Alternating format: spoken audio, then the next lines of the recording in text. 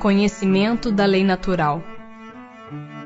A todos os homens facultou Deus os meios de conhecerem sua lei? Todos podem conhecê-la, mas nem todos a compreendem.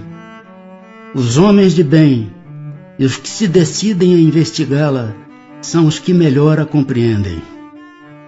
Todos, entretanto, a compreenderão um dia, porquanto forçoso é que o progresso se efetue. Antes de se unir ao corpo, a alma compreende melhor a lei de Deus do que depois de encarnada?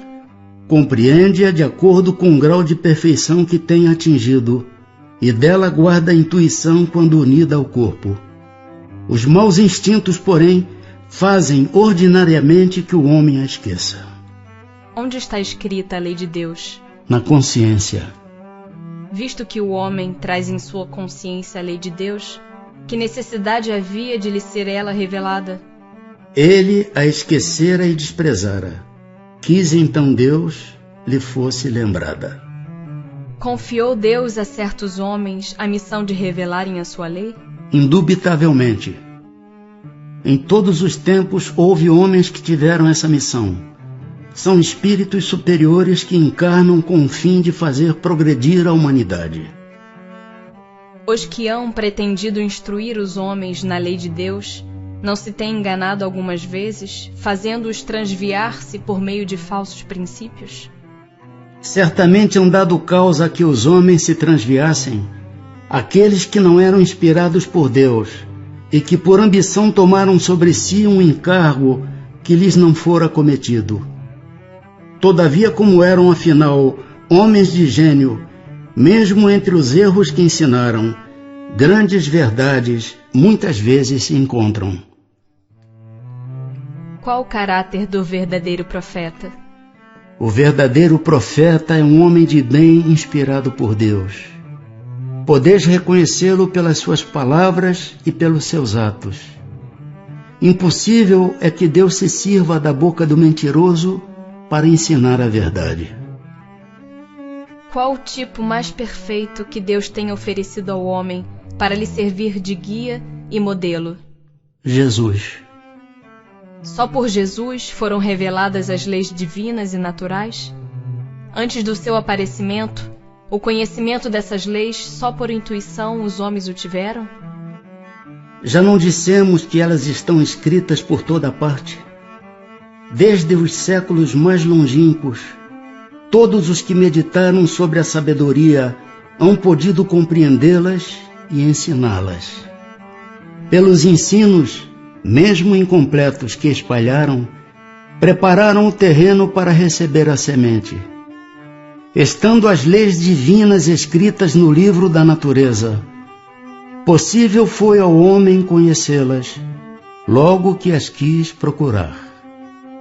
Por isso é que os preceitos que consagram foram desde todos os tempos proclamados pelos homens de bem, e também por isso é que elementos delas se encontram, se bem que incompletos ou adulterados pela ignorância, na doutrina moral de todos os povos saídos da barbárie. Uma vez que Jesus ensinou as verdadeiras leis de Deus, qual a utilidade do ensino que os espíritos dão? Terão que nos ensinar mais alguma coisa? Jesus empregava frequentemente na sua linguagem alegorias e parábolas, porque falava de conformidade com os tempos e os lugares. Faz-se necessário agora que a verdade se torne inteligível para todo mundo.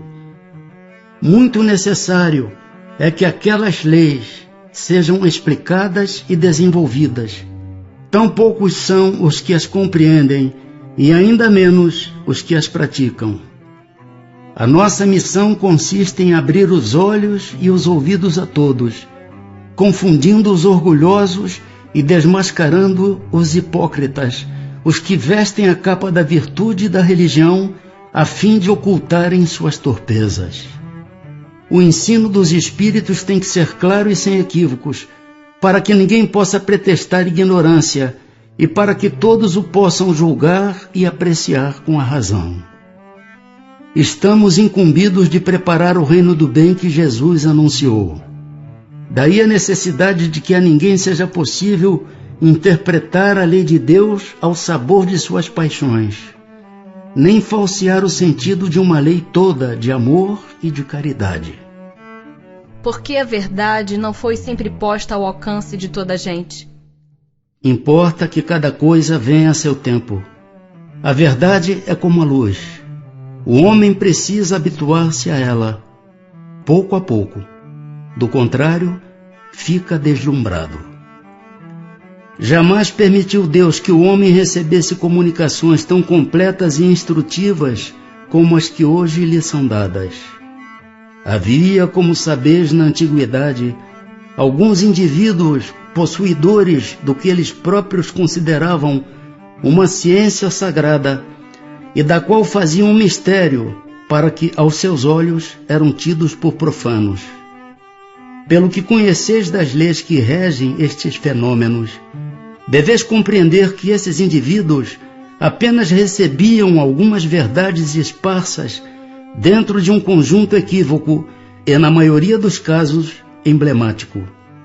Entretanto, para o estudioso não há nenhum sistema antigo de filosofia, nenhuma tradição, nenhuma religião que seja desprezível, pois em tudo há germens de grandes verdades, que se bem pareçam contraditórias entre si, dispersas que se acham em meio de acessórios sem fundamento, facilmente coordenáveis, se vos apresentam graças à explicação que o Espiritismo dá de uma imensidade de coisas que até agora se vos afiguraram sem razão alguma e cuja realidade está hoje irrecusavelmente demonstrada. Não desprezeis, portanto, os objetos de estudo que esses materiais oferecem. Ricos eles são de tais objetos e podem contribuir grandemente para a vossa instrução.